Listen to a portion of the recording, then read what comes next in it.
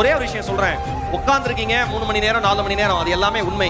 ஆனா கேட்கிற நமக்கு வந்து அவ்வளவு கஷ்டமா இருக்கிறப்ப ரெஸ்பான்ஸே இல்ல, பாதி பேர் ரெஸ்பாண்ட் பண்றாங்க, பாதி பேர் போட்டோ எடுக்கிறாங்க, பாதி பேர் வந்து கவனிக்கல, பாதி பேர் எந்திரிச்சு போறாங்க, பாதி பேர் டீ குடிக்கிறாங்க, பாதி பேர் அவங்க ஃபேமிலியோட பேசிட்டு இருக்காங்க. ஒரே ஒரு விஷயம் சொல்லவா, இத்தனைக்கு நடுவிலும் ஒரு மனிதன் தம் வேலையை தான் பார்க்கறானா அவன் மட்டும்தான் வாழ்க்கையில சாதனையாளனாகவே மாற முடியும், வேற யாரும் மாற முடியாது.